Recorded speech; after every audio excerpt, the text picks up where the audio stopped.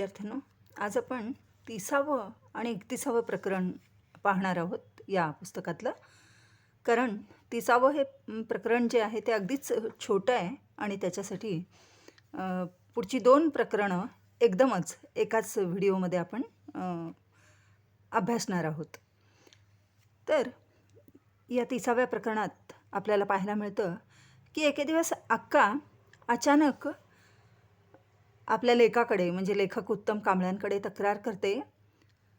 म्हणते की तुझ्या मुलांना सांग सारखं सारखं माझ्या खोलीत येऊ नका म्हणून.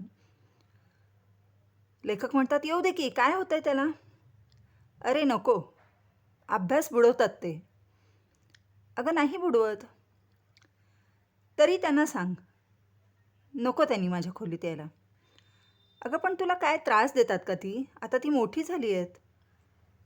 अक्का म्हणते, अरे ती माझ्या अंगाशी झोंबतात. मी आता म्हातारी झाली आहे.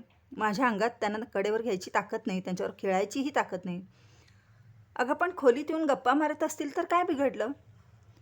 हे बघ, तू वकिली प्रश्न विचारू नको. सांगते तेवढं ऐक. मला शांत राहू दे.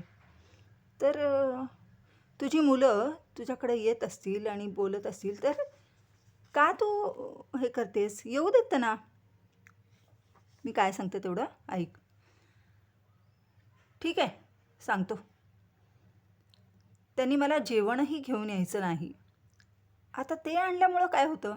तर या सगळ्या संभाषणातून एक गोष्ट आपल्या लक्षात येते, किंबहुना मागच्या प्रकरणातच मी तुम्हाला सांगितलं की अक्काला कळून चुकलं की तिला TB झाला आहे आणि म्हणून ती आपल्या नातवंडांना आपल्यापासून दूर ठेवते आहे. लेखकाला हे माहिती नाही आहे. लेखकाला माहिती नाही आहे की अक्काला कळलं आहे तिला TB झाला आहे हा, आणि ती अशी का वागते असं त्याला वाटतं. नातवंडांना मुद्दाम ती आपल्यापासून लांब ठेवते. त्यांनी मला जेवण घेऊन यायचं नाही, त्यांनी माझ्या खोलीत यायचं नाही, त्यांनी माझ्यासोबत खेळायचं नाही, त्यांनी माझ्याजवळ झोपायचं नाही. नातवंड आहेत ती आजी म्हणून मी त्यांच्यावर माया केली पाहिजे, त्यांच्यावर प्रेम केलं पाहिजे, मला सगळं कळतं आहे. पण ती सांगते की मी आता म्हातारी झाले आणि मला आता ताकद राहिली नाही अंगात त्यांच्यासोबत खेळायची. तर लेखकाला आश्चर्य वाटतं की एकसारखी नातवंडात वावरणारी अक्का आता नातवंडांना खोलीत पाठवू नको असं का म्हणते?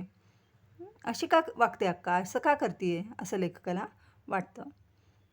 तर म्हातारपणी काहीजण तरेवाईक वागतात असं समजून हा प्रश्न ते झटकून टाकतात की जाऊ दे, म्हातारपणी काही लोक वागतात विचित्र. आपली अक्काही त्याच्यातलीच एक आहे. एरवी नातवंड नातवंड नातवंड म्हणून सतत पुकारा करणारी, नातवंडांवर जीव ओवाळून टाकणारी अशी अक्का आता म्हणते की नातवंडांना माझ्यापासून लांब ठेव. यातही ती नातवंडांचंच भलं इच्छिते आहे हे मात्र लेखकाच्या लक्षात येत नाही. अक्का अशी विचित्र का वागते असं त्यांना वाटतं. तर एवढाच विषय या 30व्या प्रकरणामध्ये सांगण्यात आलेला आहे. पुढचं प्रकरण आता बघूया, 31वं. एकदा अक्काला लेखकांच्या एका मित्रानं एक छानशी साडी घेऊन दिली. तो मित्र पोस्टमन होता. नेटावटे हे त्याचं आडनाव होतं. तर त्यानं आपल्या 2 मुलींची लग्न केली. अक्काला जेवायला घरी बोलावलं आणि साडी दिली. लेखकाला साडी छान होती, चांगली होती. पण लेखकाला तिनं ती साडी आणलेलं आवडलं नाही. म्हणजे ठीक आहे, आपल्या मित्रानं आपल्या आईला घरी जेवायला बोलवलं वगैरे ठीक आहे, पण आहेर वगैरे अक्कानी घेऊन येता कामा नये होता असं लेखकाला वाटलं. म्हणजे त्यांनी दिली साडी पण हिनं ती घेता कामा नये होती असं लेखकाला वाटलं. कशाला हवं आहे, आपण पुष्कळ साड्या तिला घेऊन देतो आता. तर एक काळ असा होता की अक्काला साड्या मिळायच्या नाहीत. एकच लुगडं 10 वेळा दंड घालून नेसावं लागायचं. म्हणजे एक साडी फाटलेली इथे तिथे शिवून ती नेसावी लागायची. आणि आता मात्र तिला काही साड्यांची कमतरता नाही. मी पाहिजे तेवढ्या साड्या तिला घेतो, कधीकधी 2-2 साड्या. याशिवाय माझ्या मित्राकडे ती गेली की तेही नेहमी साड्या घेतात. शिवाजी लांडे, संजय कुमार, युवराज बावा, कमल काळे अशा कितीतरी जणांनी तिला साड्या घेतल्या होत्या. साड्या घेताना ती खळखळ करायची नाही. माझ्याकडं खूप साड्या झाल्या, आता कशाला घेतोस असं तिनं म्हटल्याचं मला ऐकिवात नाही. साड्यांची हाव तिच्या मनात का निर्माण व्हावी हे कळत नव्हतं. शेवटी मी तिला सहज विचारलं, कशाला गोळा करतेस एवढ्या साड्या? अरे, एखाद्यानं देऊ केली तर मन दुखू नये त्यांचं, घ्यावी. पण तुझ्याकडे तर भरपूर आहेत. हो, देणाऱ्यानं प्रेमानं दिली आहे. हो, पण करणार काय तू एवढ्या साड्यांचं? मढ्याला गुंडाळणार माझ्या. तू असं वाईट का बोलतेस? तर झालं आहे काय, की लेखकाला असं वाटतं, की एक काळ असा होता, की अक्काला एकच लुगडं दंड घालून नेसावं लागायचं, पुन्हा पुन्हा शिवून नेसावं लागायचं. आणि आत्ता अक्काकडे भरपूर साड्या झालेल्या आहेत. मी तिला भरपूर साड्या घेऊन देतो. शिवाय माझे सगळे मित्रपरिवार जो आहे तो तिला साड्या घेऊन देतो आहे. आणि अक्का देखील कोणी साडी द्यायला आलं की नको म्हणत नाही, घेते साड्या.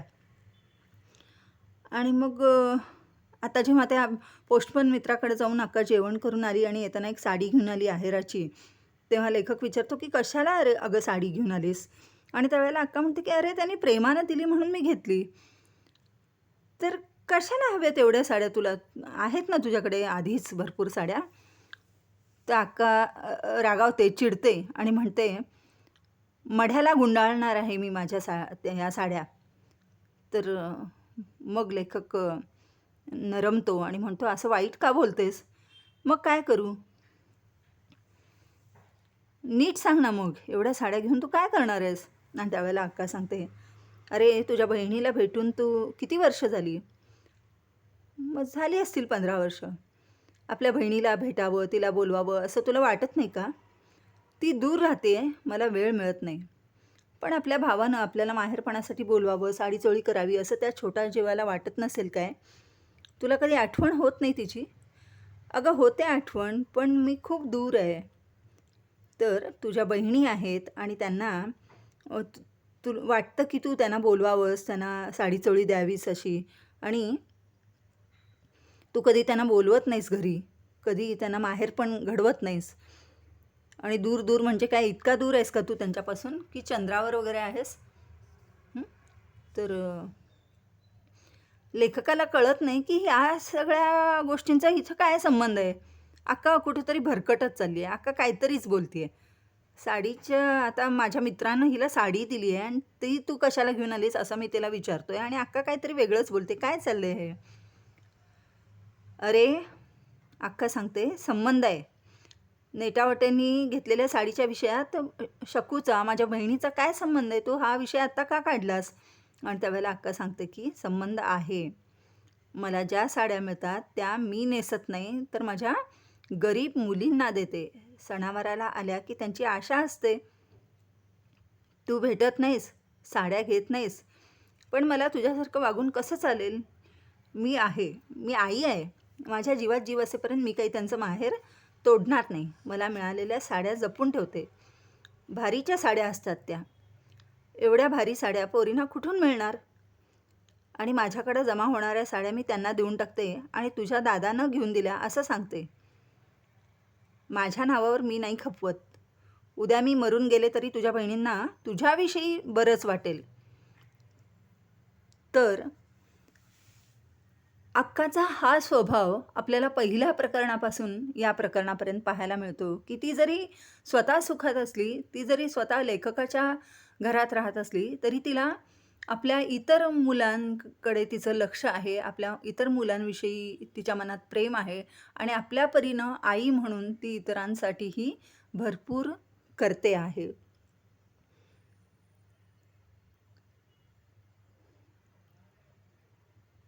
माझ्या मुलींचं मी माहेर तोडणार नाही. मुलींना मी साड्या देणार आणि ह्या ज्या सगळ्या मी साड्या जमवते, तुझा मित्रपरिवार किंवा तू स्वतः ज्या काही साड्या मला तुम्ही घेऊन देता, त्या सगळ्या मी तशाच जपून ठेवलेल्या आहेत. मी नाही नेसत. मला एकच लुगडं दंड घालून नेसायची सवय तेव्हापासून होती, ती आत्तापर्यंत आहे. आणि मी या सगळ्या साड्या काय करते, जपून ठेवते आणि माझ्या मुलींना देते. त्या जेव्हा केव्हा मला भेटतात, मी जेव्हा गावाकडे जाते तेव्हा मुलींना या साड्या देते आणि सांगते की तुझ्याच भावानी ह्या साड्या घेतलेल्या आहेत. अक्काचं हे उत्तर ऐकून गरगरायला लागलं. लेखक म्हणतो की अक्का जेव्हा असं बोलली तेव्हा मला खरंच माझीच लाज वाटली. मला गरगरायला लागलं. मी माझ्या बहिणीला भेटलो नव्हतो बऱ्याच वर्षात. तसं काही कारण नव्हतं, आमच्या दोघात भांडण नव्हतं. छोटी बहीण येऊन गेली एकदा दोनदा नाशिकला, पण मधली कधी आलीच नव्हती. ती सर्वात जास्त गरीब. तिनं कधी आयुष्यात माझ्याकडं कशाचाच आग्रह केला नव्हता. कधी हट्ट केला नाही, कधी माझ्याकडे येते म्हणाली नाही, कधी दारिद्र्याचा पाढा वाचला नाही, कधी ओळखी-पाळखीचे भेटले तर माझ्याविषयी चौकशी करायची.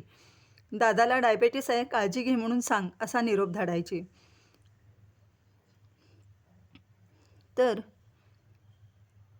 छोटी बहीण आणि मधली बहीण अशा 2 बहिणी, आणि छोटी बहीण एकदा दोनदा येऊन मला भेटून गेली इथं नाशिकमध्ये, पण धाकटी कधी आलीच नाही आणि कधी तिनं काही मला सांगितलं नाही. ती आपल्यापुरती आपण राहत होती. लेखकाला अक्काच्या या बोलण्यावर लेखक विचारमग्न होतो. विचार करायला लागतो की नोकरी, आपलीच पोरंबाळं, आपलाच संसार यात इतके का अडकून गेलो आम्ही? अक्का म्हणूनच तक्रार करते की मशिदीत दिवा पेटवायची अक्कल आहे, भाषण करायची अक्कल आहे, बुकं लिहायची अक्कल आहे, आपल्या आईवर चिडायची अक्कल आहे, पण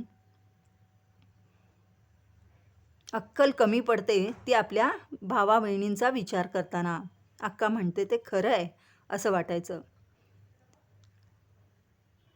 सगळ्यांचा संसार मनी ऑर्डर पाठवून चालवू शकेन इतका काही मी श्रीमंत नाही. आणि अक्काही म्हणते की कुणाचा संसार काही कायम देऊन नाही चालवता येत, पण बरं वाईट बोलायला पैसे नाही लागत. नाती कशासाठी केली आहेत? खरंच नाती कशासाठी केली आहेत?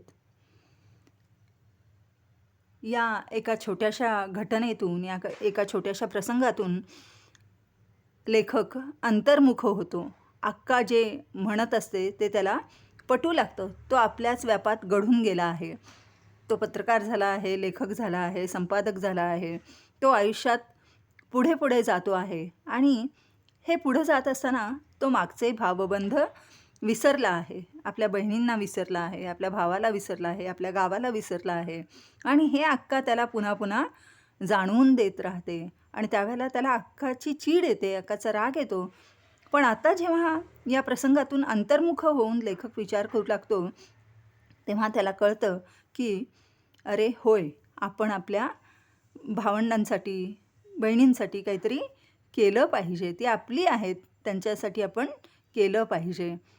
पैसा द्यायला पाहिजे असं नाही, त्यांना भेटलं पाहिजे, त्यांच्याकडं गेलं पाहिजे, त्यांना काय त्यांची विचारपूस केली तरी पुष्कळ झालं. आणि अक्का स्वतः असं वागत होती. तिच्या पद्धतीनं ती सगळी नाती जपत होती. ती मावशांकडे जायची, मामांकडे जायची.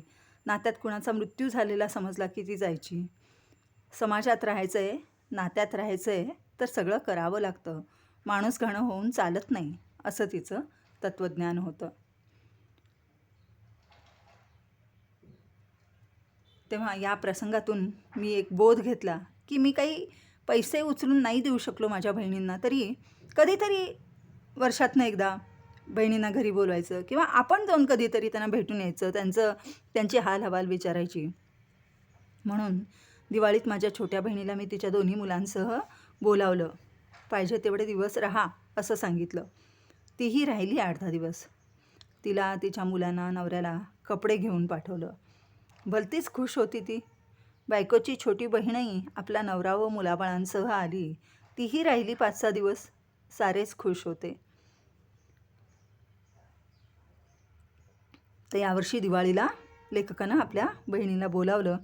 पाहिजे तेवढे दिवस राहा म्हणून सांगितलं. तीही येऊन राहून गेली. खूप आनंद झाला होता सगळ्यांना. आता अक्काच्या सांगण्यावरून असं वागल्यामुळे लेखकाला येणाऱ्या पाहुण्यांची वेळ देण्यासाठी रजा काढावी लागायची. बायकोलाही रजा घालावी लागत असे आणि जीवन विस्कळीत होते असं वाटायला लागायचं. पहाटे 5 वाजता बायको उठते, 2 मुलांचे डबे तयार करते, स्वतःचा आणि माझा डबा करते, न्याहारीसाठी काहीतरी करते, पोरांना उठून तयार करते, स्वतः तयार होऊन 6:30ला बाहेर पडते. सगळ्या गोष्टी घड्याळाच्या काट्यावर धावत असतात आणि ती जर असं वागली तरच तिला सातपूरला जाणारी बस मिळते. ती चुकली की दुसरी नाही. शाळेत खाडा पडतो, उशिरा गेल्यावर लेट मार्क्सचं धनी व्हावं लागतं. मग म्हसरूळ ते रविवार कारंजा, रविवार कारंजा ते CBS आणि CBS ते सातपूर असा रिक्षानं प्रवास होतो. तर लेखक म्हणतो की माझी बायको ही शाळेत शिक्षिका आहे आणि सकाळी लवकर उठून तिला सगळ्यांसाठी स्वयंपाक करावा लागतो, न्याहारी बनवावी लागते आणि लवकर घरातून बाहेर पडावं लागतं, म्हणजे ती परगावी असलेल्या आपल्या शाळेत वेळेवर पोहोचू शकते, नाही तर तिला उशीर होतो.